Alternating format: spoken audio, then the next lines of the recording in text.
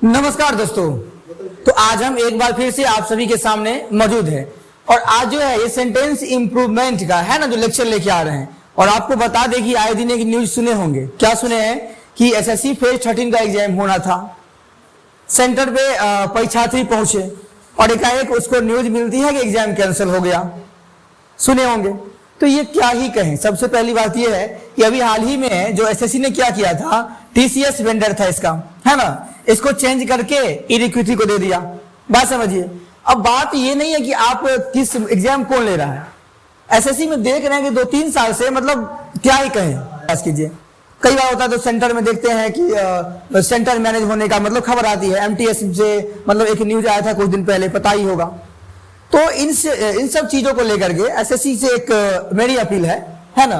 आप सुने होंगे बड़े बड़े यूट्यूब चैनल का, मतलब क्या, मतलब देखिए, जो बच्चा तैयारी यहाँ करता है ये कोई बड़े फैमिली का नहीं होता है, बड़े परिवार का नहीं होता है, ये बात समझिए। और आप ये भी जानते हैं कि अगर एक बच्चा का परीक्षा है ना 500 किलोमीटर दूर, 400 किलोमीटर दूर, अभी 300 किलोमीटर ही दूर है, तो बाबू जाने के लिए कम से कम 1000-2000 रुपया खर्च करता है। और आप ये बात समझते हैं कि एक जो मतलब क्या ही जो किसान का परिवार होता है और अदर, तो कभी कभी 1-2 हजार रुपया भी पास में नहीं होती है। तो इन चीजों को समझनी चाहिए, है ना। तो अब क्या ही कह सकते हैं। इन्होंने सीधा एक नोटिस दे दिया कि बाबू आज एग्जाम यहाँ का कैंसिल हो गया। तो ये सब है ना गलत है। एसएससी को इन पे काम करनी चाहिए। और ये एक गलती इनका नहीं है, गलती मतलब होता ही है। तो हमसे आग्रह करेंगे कि इनको सुधारने का प्रयास करें। बिकॉज यहाँ पे बहुत सारे बच्चे हैं, है ना, जो अपने घर से दूर रह करके एक असीम मेहनत करते हैं। हमारे शहर में है, आप पटना की बात करेंगे, वहां देखेंगे बच्चे दिन रात पढ़ते हैं। और दिन रात पढ़ने के बाद अगर उसको ये खबर मिलेगी कि जो एग्जाम सेंटर ही मतलब क्या था, बिका हुआ था या कुछ भी आप देखते हैं, तो इसमें क्या होता है, उनका दिल टूटता है। आप ये जानते हैं कि जो 10 घंटा 12 घंटा पढ़ने वाला बच्चा होता है, जो लगातार 5-6 साल से पढ़ते हैं और किसी कारणवश उनका रिजल्ट रुक जाता है, यानी कि मतलब वो उसको प्राप्त करने योग्य है लेकिन फिर भी उसको नहीं मिलता है। तो ये बड़ी ही दुख की बात है। समझ लीजिए, जो अपना सब कुछ दे दिया है कि हमको एसएससी के तैयारी के जॉब लेना है, लेकिन फिर भी उसको नहीं मिलता है ना, वो उसके योग्य भी है। तो कहीं ना कहीं ये क्या है जी, इस पे काम करनी चाहिए। और ये आज की पहली गलती नहीं है, पहले से भी गलती होती रही है ना। आपको बता दें कि ये जो आज सेंटेंस इंप्रूवमेंट का लेक्चर होगा, और सेंटेंस इंप्रूवमेंट में आपको बता दें 90% क्वेश्चन इसी सीरीज से आनी है। और आपको पता अभी तक का जो एसएससी का पैटर्न है, जो टीसीएस एग्जाम ले रही थी इससे पहले भी, तो प्रीवियस ईयर से ही क्वेश्चन आता था। तो समझिए कि अभी भी हमको लगता है आई थिंक कि क्वेश्चन प्रीवियस ईयर से ही देनी है। तो प्रीवियस ईयर को देखते हुए आप लोगों को तैयारी कराने का हम प्रयास करेंगे। और अंग्रेजी की जहां तक बात करेंगे, आप लोग निश्चिंत हो जाइए, यहां पे आपको भरपूर प्रैक्टिस कराया जाएगा। और आप चाहते हैं कि हमसे फाउंडेशन बैच पढ़ना, बेसिक से एडवांस लेवल तक पढ़ना, तो आप आ सकते हैं आरके ट्रेनिंग सेंटर पंडोल। अगर आप मधुबनी डिस्ट्रिक्ट में है तो, अगर आप मधुबनी डिस्ट्रिक्ट में है तो आ सकते हैं RK training centre Pandol. RK है ना, ट्रेनिंग सेंटर पंडोल। यहां पे बेसिक से एडवांस लेवल तक आपको पढ़ाया जाएगा। चाहे आप किसी भी एग्जाम की तैयारी कर रहे हैं, एसएससी हो, बैंक हो, या आपको 11वीं 12वीं की पढ़ाई करना अंग्रेजी, है ना, या आप स्पोकन करना चाहते हैं, तो आप यहाँ है ना आ सकते हैं। और गारंटी है कंटेंट अपने हिसाब से द बेस्ट देने का प्रयास करेंगे। और यहाँ पे आपको वो भी दिखा देते हैं कि पहले कंसेप्ट पढ़िए, फिर बाद में जो एसएससी ने या कोई भी एग्जाम ने जो 10 साल का क्वेश्चन पूछा उसको सॉल्व कर लीजिए। देखिए, टीचर चेक करने का एक ही तरीका है। कैसे चेक करेंगे? आप देखिए, कहीं पढ़ते हैं वो प्रीवियस ईयर क्वेश्चन लाके देखिए। हमने टेंस पढ़ लिया तो टेंस का पिछले 10 सालों का क्वेश्चन आप सॉल्व करके देखिए। अगर आपसे बन रहा है 80% क्वेश्चन भी सॉल्व हो रहा है तो आप सही ट्रैक पे हैं, और नहीं बन रहा है तो आपको गुरुजी चेंज करने की नीड है। समझ गए? तो अब हम इस क्लास को स्टार्ट करते हैं। आज की क्लास को जो है स्टार्ट करते हैं। ये सेंटेंस इंप्रूवमेंट का जो आज का लेक्चर है, इससे पहले हमने एरर डिटेक्शन का वीडियो अपलोड किया था। चलिए, तो अब जो है ना, स्टार्ट करते हैं। ये आज की क्लास का पहला क्वेश्चन है। और आपको बता दें कि सेंटेंस इंप्रूवमेंट में क्या होता है कि जो ये पोर्शन को हाईलाइट किया है ना, इसमें कुछ आपको गलती रहेगी। गलती नहीं भी रहेगी तो आपको इसका बेस्ट ऑप्शन से आंसर फाइंड करना है। इसमें आंसर में देखना कि यहाँ पे क्या जो है फिट बैठेगा। तो एरर डिटेक्शन में क्या था बाबू कि कौन सा पार्ट में एरर है, वहां पे देखिए, जहां पे एरर है उस वाले पोर्शन को यहाँ पे टिक कर दीजिए। लेकिन यहाँ पे कौन सा है ना, कौन सा ऑप्शन जो है फिट बैठेगा, यहाँ पे सेंटेंस को सही करना है, सेंटेंस का इंप्रूवमेंट करना है। तो देखिए, ये पहला क्वेश्चन है। पहला क्वेश्चन इसको देखिए क्या बोल रहा है। अच्छा, ये जो बोल रहा है नेशनल, देखिए नेशनल डेवलपमेंट है ना, जो राष्ट्रीय जो नेशनल डेवलपमेंट है, इज डिफाइंड, वो परिभाषित करता है क्या जी, एज एन इम्प्रूवमेंट। अच्छा, इम्प्रूवमेंट इन पीपल्स के, अच्छा लोगों के क्या जी, डेली अरेंजमेंट्स है ना, the provision of fundamental necessity to citizens. देखिए यहां पे देखिए, जो नेशनल डेवलपमेंट है वो परिभाषित करता है एज एन इम्प्रूवमेंट, अच्छा इंप्रूवमेंट के रूप में क्या जी, जो लोगों की डेली अरेंजमेंट्स है ना, the provision of fundamental necessity, तो जो उसका मौलिक आवश्यक, जो मौलिक उसका आवश्यकताएं हैं है ना, उसका प्रावधान, जैसे कि किसके लिए बाबू, टू सिटीजन के लिए, जो सिटीजन्स के लिए, टू सिटीजन्स के लिए, जैसे कि हो गया फूड हो गया, एजुकेशन हो गया, सोशल सर्विसेज हो गया, मेडिकल हेल्प हो गया, and so on, as well as an increase in है ना पर कैपिटा इनकम। तो यहां पे एक बात समझिए कि यहां पे क्वेश्चन किसकी बात हो रहा है, पहले बढ़िया है समझिए क्वेश्चन को। ये बोला जो नेशनल डेवलपमेंट है ना, वो परिभाषित करता है एज एन इम्प्रूवमेंट, अच्छा एक इम्प्रूवमेंट के रूप में इन जो लोगों की डेली अरेंजमेंट्स है ना, the provision of fundamental necessity, तो जो फंडामेंटल, जो मौलिक उसका आवश्यकताएं हैं है ना, उसका प्रावधान, और यहां पे किसके लिए, सिटीजन्स के लिए। तो एक बात आप समझिए, जैसे कि ये बोल दिया फूड, एजुकेशन है ना, social services, medical help and so on, as well as an increase in per capita income. तो ये क्वेश्चन में यानी कि नेशनल डेवलपमेंट किसकी बात कर रहा है, बताइए किसकी इंप्रूवमेंट की, तो लोगों के किसकी इंप्रूवमेंट की बात कर रहा है बाबू, डेली अरेंजमेंट्स है ना। अब यहाँ पे ऑप्शन में आपको ढूंढना है कौन सा ऑप्शन आएगा। तो पहला ऑप्शन क्या दिया है, ये दिया एग्जिस्टिंग कैलेमिटीज, अच्छा ये मौजूद, जो मौजूद आपदाएं हैं, यहाँ पे देखो लोगों की मौजूद आपदाएं के बारे में डिस्कस किया है, बिल्कुल नहीं किया। तो ये क्वेश्चन यहाँ पे जो है ये बिल्कुल दूर दूर तक ये मैच नहीं करेगा, नहीं मैच करेगा। यहां देखिए, यहां पे जो डी ऑप्शन है, यानी कि देखिए डिवाइनिंग टेक्निक्स, अच्छा ये डिवाइनिंग मतलब ये भी बिल्कुल गुरुजी मैच नहीं करेगा, बिल्कुल नहीं मैच करेगा। ये देखिए यहां पे डाइनिंग कैटेगरी, जो खाने की श्रेणियां है, अरे बिल्कुल इसकी ही बात नहीं हो रहा है। तो बात किसकी हो रहा है, जो इंसान की है ना लिविंग कंडीशन, क्या बाबू, जो लिविंग कंडीशन होगा, द प्रोविजन उसका प्रावधान, जो फंडामेंटल आवश्यकताओं का प्रावधान किसके लिए, सिटीजन्स के लिए। तो फूड, एजुकेशन और यहाँ पे सोशल सर्विसेज, मेडिकल हेल्प, ये सब लिविंग, इंसानों की लिविंग कंडीशन में आता है। कहां पे आता है, इंसानों की लिविंग कंडीशन में आता है। तो लिविंग कंडीशंस की इंप्रूवमेंट की बात करता है यहां पे। तो बाबू ये सीधे यहां से ऑप्शन, यहां से कहां चल जाएगा, यहां, यानी कि ऑप्शन नंबर बी यहां पे सबसे फिट बैठेगा। समझ गए, यहां पे आपकी अंडरस्टैंडिंग बहुत ही मायने रखेगी। तो इन बातों को समझिए एकदम आराम से। यहां पे क्या बोलेंगे, option B for Baahubali is correct answer. चलते हैं है ना। अच्छा ये क्वेश्चन समझ गए, कोई दिक्कत नहीं है। अच्छा अब यहां पे देखिए अगला जो है वही इसका वर्ड का जो है यहाँ पे हिंदी हम लिख दिए हैं। देखिए डेली मतलब रोज की जो दिनचर्या या व्यवस्था होती है। अरेंजमेंट्स का मतलब क्या होता है, जो दिनचर्या या व्यवस्था, और डेली मतलब रोज का। यहाँ पे लिविंग कंडीशन बताई दिए हैं, रहने की स्थिति, जैसे साफ पानी, स्वास्थ्य सेवा, शिक्षा आदि की बात कर रहा था। तो ये लिविंग कंडीशन इंसानों की हो जाएगा। समझ गए। एग्जिस्टिंग मतलब क्या गुरुजी, मौजूद, यहाँ पे क्या हो जाएगा, मौजूद आपदाएं। और क्लैमिटीज का मतलब क्या होता है बाबू, आपदाएं होता है। कोई दिक्कत। यहां देखिए ये डाइनिंग मतलब क्या, खाने की जो श्रेणियां होती है, जो कैटेगरीज होती है, यहां पे इसकी बात कर रहा है। तो ये सब का हिंदी यहां पे हम लिख दिए हैं। तो समझ गए जी, समझ में आ रहा है। अब चलिए अगला क्वेश्चन है। अब इसकी क्वेश्चन नंबर 2, इसको देखिए, ये भी अच्छा क्वेश्चन है, ये भी क्वेश्चन अच्छा। इसको देखिए यहां पे आंसर क्या होगा बताइए, यहां पे आंसर क्या होगा बताइए। ये देखिए क्वेश्चन, ये बोल रहा है द मॉब, जो भीड़ है ना, जो भीड़ है वो ड्रॉप ऑन द रैम्पेज, अच्छा एंड लूटेड है ना, कुछ यहाँ पे शॉप्स है ना, इन द लोकेलिटी।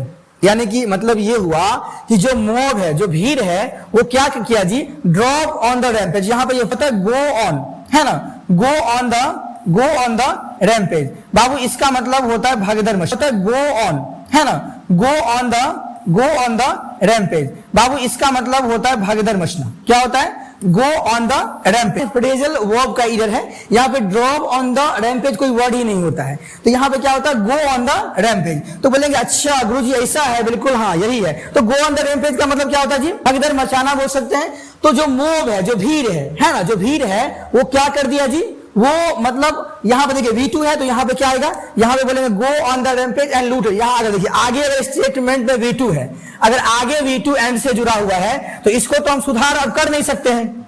हमको सुधार इस वाले पोर्शन में करना है जहां पे हाईलाइट किया गया है। तो आगे अगर V2 है तो यहां भी क्या होगा, यहां भी क्या आएगा, V2 आएगा। तो गुरुजी वो का V2 क्या कर देंगे, वेंट। तो वेंट ऑन द रैम्पेज, यानी कि जो भीड़ है वो क्या किया जी, वो भगदड़ मचाया और क्या किया, लूटा। क्या लूटा, सेवरल, कुछ क्या, सब कुछ दुकानें। और कहां पे जी, इन द लोकेलिटी, जो उस एरिया में था। अब मेरी बात समझिए, इसको जरा हम देख लेते सेंटेंस को, है ना। देखिए तो यहां बोलेंगे गुरुजी यहाँ पे शॉप्स क्या है, बोलेंगे शॉप्स यहाँ पे नाउन है। क्या है जी, नाउन है। अच्छा कुछ, नाउन में जो डिटेल्स करेगा क्या बनेगा, दुकान कितना है, कुछ है, तो ये बनेगा एडजेक्टिव है। बोलेंगे गुरुजी ये वर्ब का सेकंड फॉर्म है, V2 है, कोई दिक्कत नहीं। यहाँ पे एंड बाबू क्या है, बोलेंगे एंड यहाँ पे कंजक्शन है, तो यहाँ भी वर्ब। अगर यहाँ बोलेंगे यहाँ भी वर्ब और यहाँ भी वर्ब, तो गुरुजी इसका सब्जेक्ट कहाँ गया। तो आपको हम बेसिक वाले बैच में पढ़ाते हैं कि जब देखिए जब सेम सब्जेक्ट होता है तो बीच में सब्जेक्ट को गायब कर दिया जाता है। तो लूटेगा कौन जी, कौन लूटा था, ये मोब, यही उग्रवादी भीड़, है ना। तो यहाँ पे सेम सब्जेक्ट है, इसका भी है ना और इसका भी, तो यहाँ पे एंड लगा करके इसको हिडन कर दिया जाए, कोई दिक्कत नहीं। यहाँ तक यहाँ पे आगे देखिए इन बाबू क्या बनेगा, इन यहाँ प्रीपोजिशन बनेगा। और प्रीपोजिशन जब भी आएगा तो अपने बाद क्या लेके आएगा, ऑब्जेक्ट लेके आएगा। और वो ऑब्जेक्ट या तो नाउन या तो बाबू प्रोनाउन होता है। और ये नाउन से पहले यहाँ पे आर्टिकल आपको दिख जाएगा, है ना जी। और यहाँ पे प्रीपोजिशन प्लस ऑब्जेक्ट बनता है प्रीपोजिशनल फ्रेज। प्रीपोजिशनल फ्रेज के दो टाइप हो, तो या तो वो एडजेक्टिव फ्रेज की तरह काम करेगा या तो एडवर्बियल फ्रेज की तरह काम करेगा। समझ गए जी, तो यही होता है, तो ये बात समझिए। तो यहाँ पे उचित ऑप्शन देखेंगे, ड्रॉप ऑन द रैम्पेज नहीं होगा गुरुजी, यहाँ पे क्या होगा, वेंट ऑन द रैम्पेज। देखिए तो प्लेड ऑन द रैम्पेज कोई वर्ड नहीं होता है ना। स्ट्रोल्ड ऑन द रैम्पेज कोई वर्ड नहीं होता है। रैन ऑन द रैम्पेज नहीं गुरुजी, तो क्या बनेगा, वेंट ऑन द, यहाँ पे ऑन हो जाएगा, वेंट ऑन द रैम्पेज। तो यहाँ पे ऑप्शन नंबर डी जो है ये बिल्कुल क्या है, सही है। समझ गए, तो इजी क्वेश्चन था। यहां पे आपको याद बस करना है कि go on the rampage, get off my cause. देखो बाबू ये कॉज का मतलब क्या होता है, बताओ कॉज का मतलब क्या होता है, क्या होता है कॉज का मतलब क्या, तो कॉज का मतलब होता है सोफा। क्या होता है जी, कॉज का मतलब होता है सोफा। अच्छा सोफा, कोई दिक्कत नहीं गुरुजी। तो ये बोला प्लीज, अच्छा कृपया बोलिए किसको, डॉग को, कि गेट ऑफ, है ना। गेट ऑफ मतलब क्या, कि उतर जाओ, है ना, सोफा से उतर जाओ। तो बाबू एक बात समझे, तो बोलेंगे ये गेट ऑफ नहीं, ये क्या होगा जी, तो ऑफ नहीं, ये गेट OFF ऑफ फ्रेज होता है रे बाबू। तो यहाँ पे ये बड़ा सही हो जाएगा, ये बिल्कुल गलती हो जाएगा। तो यहाँ बोलेंगे गेट ऑफ कोई FF वाला होगा, इसका मतलब क्या होता है, कहीं से उतरना, है ना, कहीं से उतरना। तो गेट ऑफ होगा वो, यहाँ पे इस वाले पोस्टर में गलती था। तो यहाँ पे कहा बोलेंगे जी, गेट ऑफ माई, यहाँ पे बी फॉर बाहुबली। तो समझ गए जी, तो यहाँ पे आंसर क्या हो जाएगा, बी। बहुत ही इजी क्वेश्चन था, बहुत ही इजी क्वेश्चन था, है ना जी। अब चलिए आगे चलते हैं, है ना। आपको बता दें कि गेट ऑफ नहीं होता है, क्या होता है, गेट ऑफ। और गेट ऑफ का मतलब होता है, क्या होता है जी, किसी जगह को छोड़ देना। बताए हैं, बोलेंगे सी यूजुअली, वो आमतौर पे gets off work at 6 PM, है ना। वो आमतौर पे जो है वो काम को 6 बजे छोड़ देती है। समझ गए जी, कोई दिक्कत नहीं जी। अच्छा एक गेट ऑफ का मतलब होता है टू अवॉइड पनिशमेंट, किसी के पनिशमेंट को अवॉइड करना, है ना जी। जैसे बोलेंगे जो चोर है ना, got off with just a warning, तो चोर को छोड़ दिया गया जस्ट वार्निंग दे करके, है ना, उसे कोई पनिशमेंट नहीं दिया गया। तो यहाँ पे गेट ऑफ का मतलब क्या जी, उसको पनिशमेंट को अवॉइड कर देना। यहाँ पे अगला देखिए, यहाँ देखिए, I got off the bus at the next stop, मैं अगले स्टॉप पर बस से उतर गया। समझ गए जी, तो यहाँ पे बस छोड़ने की बात हो रहा है, लीव अ व्हीकल की बात हो रहा है, तो यहाँ पे क्या आएगा जी, गोट ऑफ, है, कोई दिक्कत। तो यहाँ पे इसका 3 मीनिंग आपको बता दिए। यहाँ पे किसी जगह को छोड़ देना, पहला के सेंस में क्वेश्चन पूछा था, तो लॉलीपॉप क्वेश्चन था।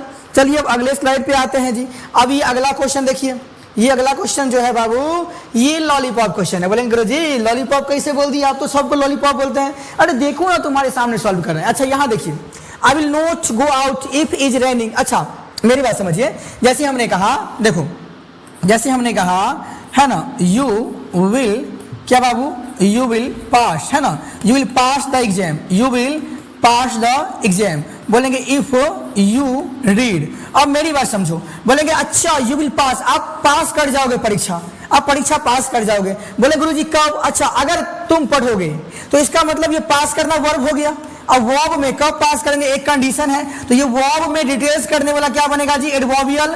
स्टेटमेंट क्या बनेगा, एडवर्बियल क्लॉज बोलेंगे, बिकॉज यहाँ पे सब्जेक्ट भी है, यहाँ पे वर्ब भी है, तो ये एडवर्बियल स्टेटमेंट बन गया। तो एडवर्बियल स्टेटमेंट का मीनिंग कहाँ से आएगा, बोलेंगे गुरुजी यहाँ पे इस वाले वर्ब से आएगा। तो अगर यहाँ पे विल शैल लग गया है तो ऑटोमेटिक यहाँ पे विल शैल का सेंस आ जाएगा। तो यहाँ भी आपको विल शैल घुसाने का प्रयास करेगा एग्जामिनर, लेकिन यहाँ पे आपको नहीं लगाना है, यही है ना। You will pass the exam, आप परीक्षा पास कर जाओगे इफ यू रीड, अगर आप पढ़ोगे। यहाँ पे इफ क्या बाबू, इफ यहाँ पे कंजक्शन है, और कंजक्शन में क्या, तो बोले कंडीशनल कंजक्शन हो गया, जो दो सेंटेंस को जोड़ रहा है, समझे ना जी।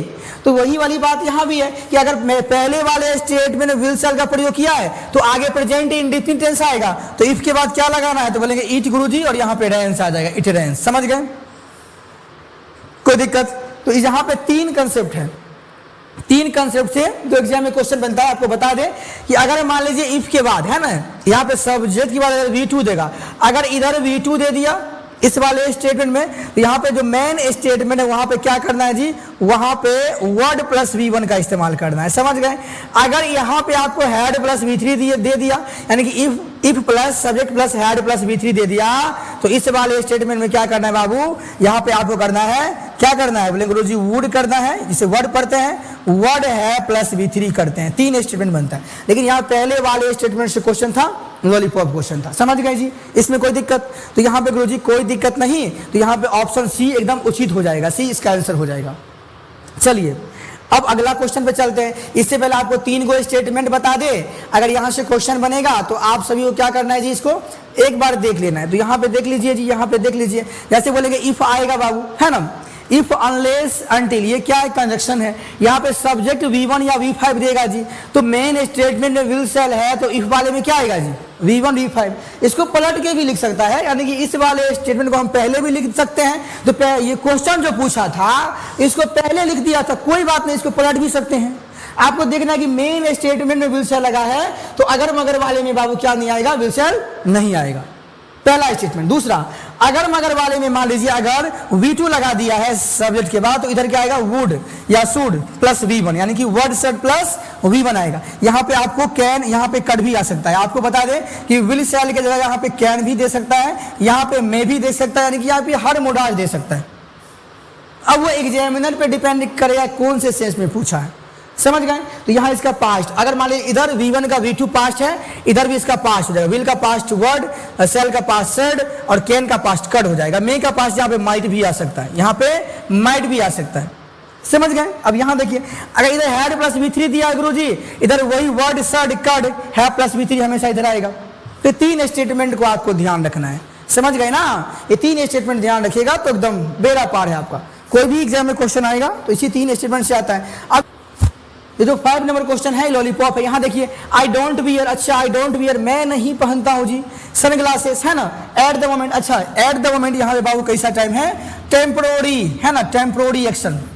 ये एट द टाइम ये निर्धारित कर रहा है कि मैं इस समय, है ना, मैं सनग्लासेस नहीं पहन रहा हूँ। तो इसका मतलब ये बात समझिए कि यहाँ पे एट द मोमेंट आ जाए, नाउ आ जाए, दिस टाइम आ जाए, ये सब टेम्पोररी एक्शन को दिखाने वाले वर्ड होते हैं। तो इसमें आईएनजी पॉसिबल होता है, ये हमेशा डिमांड करेगा प्रेजेंट कंटिन्यूअस टेंस। क्या डिमांड करेगा जी, प्रेजेंट कंटिन्यूअस टेंस। तो बाबू प्रेजेंट कंटिन्यूअस टेंस कहां से कौन से ऑप्शन में दिया है, तो ये पास्ट टेंस नहीं होगा, ये यहाँ पे कोई वर्ड, यहाँ पे वर्ड ही नहीं होता है। आई वॉज वियरिंग, यानी कि ये V2 पास्ट कंटिन्यूअस कट जाएगा बाबू, यहाँ पे आएगा ये आई एम नॉट वियरिंग, यानी कि प्रेजेंट कंटिन्यूअस टेंस। कोई दिक्कत जी, बताइए कोई दिक्कत इसमें, बोलेंगे गुरुजी बिल्कुल दिक्कत नहीं। यहाँ पे कुछ ऐसे वर्ड होते हैं जो हमको देखना है आते ही प्रेजेंट कंटिन्यूअस टेंस। बोले कौन कौन से वर्ड होते हैं बता दीजिए, तो वही तो हम बताने यहाँ पे आए हैं, वही तो यहाँ पे बताने आए हैं। तो एक बार आप लोग देख लीजिए, है ना, एक बार आप लोग बढ़िया से देख लीजिए वो कौन कौन से वर्ड है। तो बोलेंगे यहाँ देखिए, एट द मोमेंट हो गया, नाउ हो गया जो बहुत बार पूछता है, राइट नाउ बहुत बार पूछता है, at present, at this time, at this point of time, है ना।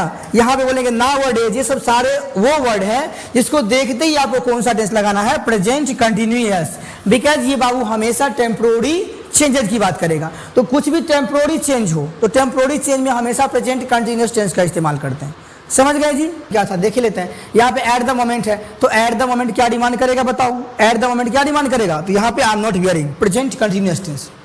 तो इजी क्वेश्चन था बाबू, इसमें कोई दिक्कत नहीं। चलो अब अगले स्लाइड पे चलते हैं। अब जो है अगले स्लाइड पे यहाँ पर देखिए, आप नोट सीन, मैं आपको नहीं देखा हूं पिछले सालों से।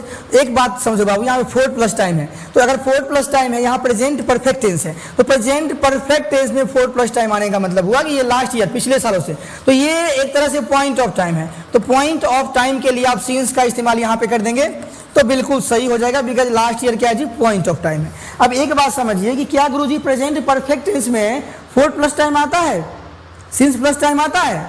हमने तो नहीं पढ़ा है बाबू, बिल्कुल आता है, देख लो हम समझाते हैं। जैसे हमने कहा इन दोनों में अंतर क्या हो जाएगा समझ लीजिए। जैसे हमने कहा, देखिए, जैसे हमने कहा आई हैव, यहाँ पे एक सेंटेंस लिखा है, जैसे हमने कहा आई हैव वर्कड, है ना, इन this company, I have worked in this, और यहाँ पे हो जाएगा कंपनी, यहाँ पे हो जाएगा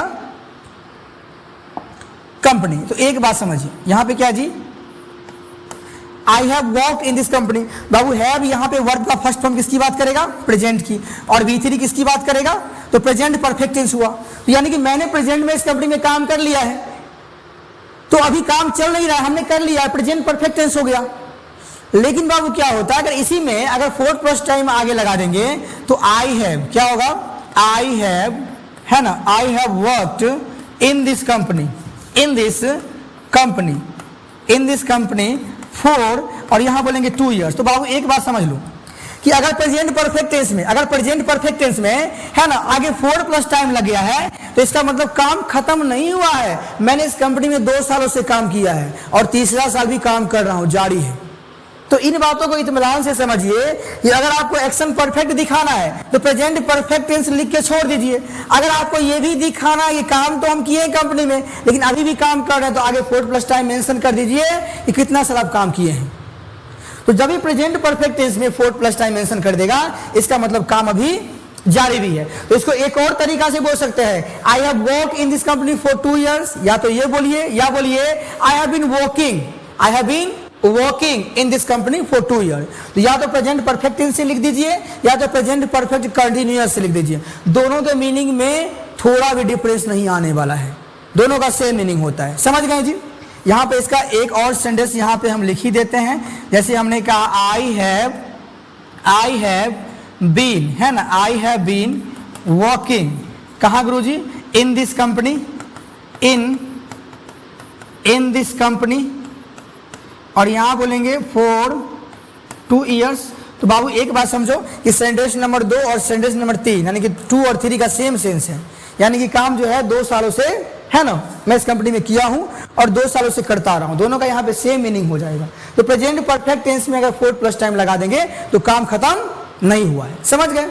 अब तो यहाँ पे वही बड़ा कंसेप्ट था। यहाँ पे जो है, यहाँ पे देखिए, यहाँ की 4 कहाँ आएगा, 4 आएगा आपको पीरियड ऑफ टाइम के लिए, कहाँ आएगा जी, पीरियड, जहां पे टाइम का जहां पे पीरियड दिया है। और सीन्स का इस्तेमाल कहां करते हैं, सीन्स जहां पे पॉइंट ऑफ टाइम हो। तो पॉइंट ऑफ टाइम का मतलब गुरुजी क्या होता है बताइए। जैसे हमने कहा कि हम 2020 से पढ़ा रहे हैं, तो यहाँ पे 2020 क्या है, एकदम पॉइंट ऑफ टाइम है। लेकिन यही बोलेंगे हम 5 सालों से पढ़ा रहे हैं, बाबू 5 साल यहाँ पे क्या हो जाएगा, यहाँ पे एक पीरियड है, यहाँ पे पॉइंट नहीं है। समझ गए? जैसे बोलेंगे 1947 से लेकर के अब तक कड़ी मेहनत करते आ रहे हैं, तो 1947 क्या है, पॉइंट ऑफ टाइम है। यही बोलेंगे हम 50 सालों से कड़ी मेहनत करते आ रहे हैं, तो 50 साल यहाँ पे पीरियड ऑफ टाइम हो जाएगा। तो पीरियड के लिए क्या आएगा, 4 आएगा, और पॉइंट के लिए सीन्स आएगा। लेकिन यहाँ बोला कि आई हैव नोट सीन, मैंने आपको नहीं देखा है ना, 4 लास्ट ईयर, पिछले सालों से। तो पिछला साल एकदम क्या है जी, पॉइंट है। तो यहाँ पे पॉइंट ऑफ टाइम के लिए यहाँ पे आप सीन्स का प्रयोग कर देंगे। अब देखिए ऑप्शन में कहाँ दिया हुआ है, तो U4 नहीं आएगा, 4 नहीं आएगा, C4 है ना, C4 काय ने चाय पिएंगे कैरेक्टर से यहाँ पे C हो जाएगा, बाकी ये सब कट जाएगा। तो लॉलीपॉप क्वेश्चन था। चलिए इसको देखिए, तो यहां बोलेंगे गुरुजी, अच्छा, इन टाइम्स ऑफ डिफिकल्टी,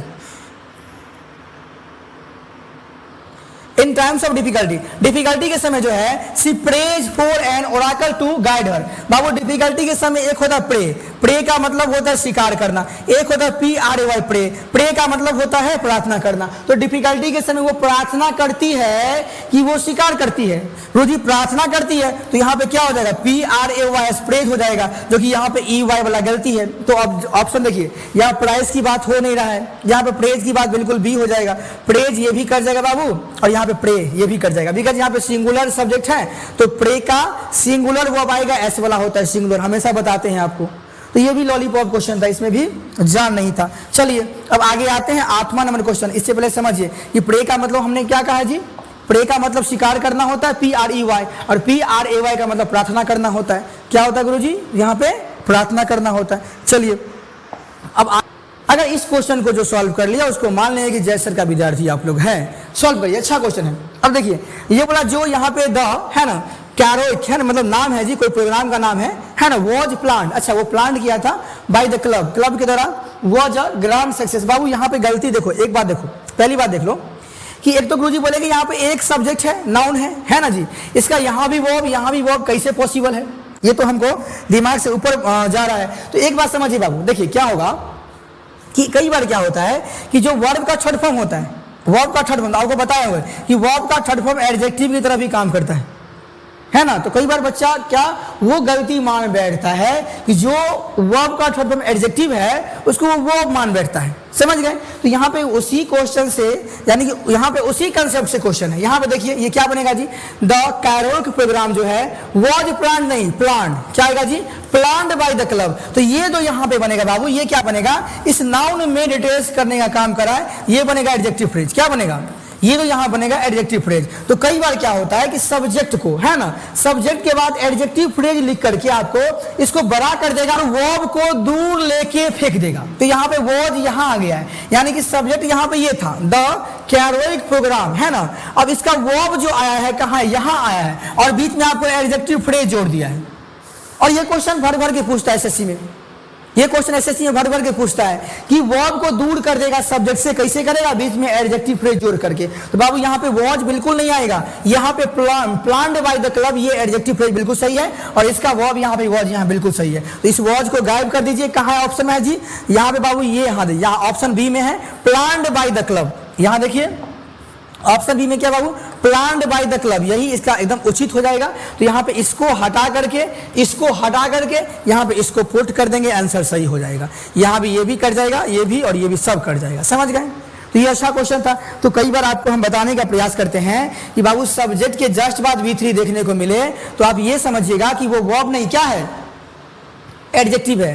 जैसे द बुक, यहाँ पे तो क्या होगा बाबू, यहाँ पे ड्रेस माय फादर, अच्छा द बुक यहाँ पे रिटेन हो जाएगा, द बुक जो है यहाँ पे क्या होगा, रिटेन, और यहाँ पे by, written by my father is very. तो यहाँ गुरुजी बुक किताब जो है, इस किताब में ये डिटेल्स, इस बुक में डिटेल्स यहाँ से यहाँ तक क्या बनेगा, एडजेक्टिव फ्रेज, और इसका वर्ब यहाँ पे इज यहाँ दे दिया है ना जी। और यहाँ पे हेल्पफुल क्या बनेगा बाबू, यहाँ पे हेल्पफुल बनेगा एडजेक्टिव, बिकॉज यहाँ पे देखिए, और हेल्पफुल में कितना ज्यादा, जो एडजेक्टिव को क्वालिफाई करे वो क्या बनेगा जी, क्या बनेगा, एडवर्ब बनेगा, है ना जी। और इज यहाँ पे लिंकिंग वो बनेगा माय फादर, और यहाँ पे हेल्पफुल इस फादर में डिटेल्स करेगा एडजेक्टिव, ये इसका एडवर्ब, ये लिंकिंग वर्ब, और यहाँ पे समझ सकते हैं कि ये यहाँ से यहाँ तक जो है एडजेक्टिव फ्रेज की तरह काम कर रहा है, और इसका यहाँ पे इस सब्जेक्ट का वर्ब यहाँ पे ये हो गया।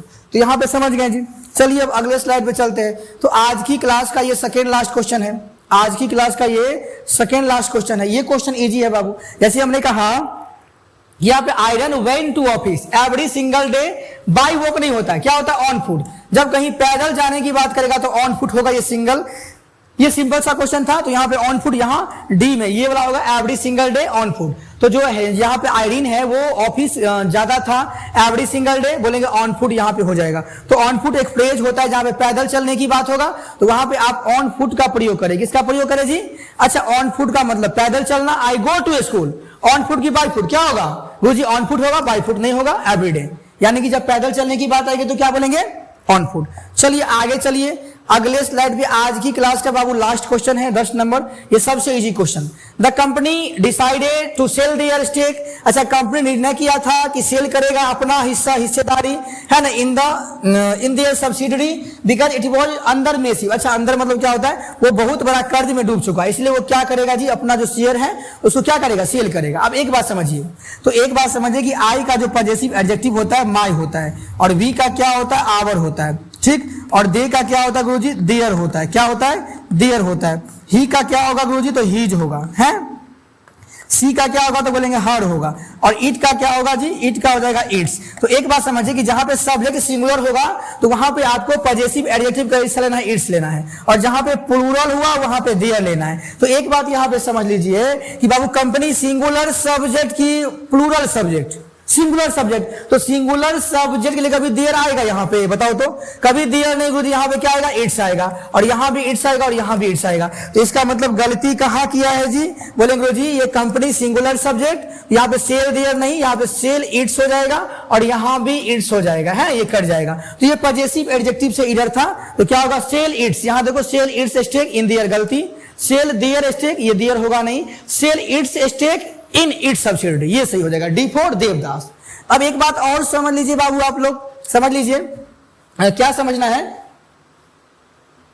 हाँ, जैसे एक होता है इट्स, इट्स का मतलब क्या होता है, ये पजेसिव एडजेक्टिव है, और एक होता है इट्स, यानी कि ये होता है इट इज। तो ये बात को आप समझना है, ये इट इज इसमें आपको सब्जेक्ट और ये वर्ब हो जाएगा, और इट्स ये वाला है पजेसिव एडजेक्टिव। तो इसी के साथ जो है हम आज की क्लास को यहीं पे समाप्त करते हैं। देखिए आज हम हैं, अगर आपको ये लेक्चर अच्छा लगा तो लाइक कर दीजिए, अगर चैनल पे नए हैं तो इसको सब्सक्राइब कर लीजिए, ताकि अब इस तरह का लेक्चर आता ही रहेगा। और आपको ये भी बता दें, है ना, यहाँ पे जो भी हम डिस्कस कर रहे हैं एसएससी में बार बार पूछे गए ग्रामर रूल है, और 90% क्वेश्चन इसी सीरीज से आएगा, ये मेरा गारंटी है, इसलिए इत्मीनान से पढ़िए। यहाँ पे वो सारे क्वेश्चन है जो एसएससी बार बार पूछता है। तो चलते हैं हम, आप लोग बढ़िया से पढ़िए, है ना। बाय बाय दोस्तों एंड टेक केयर।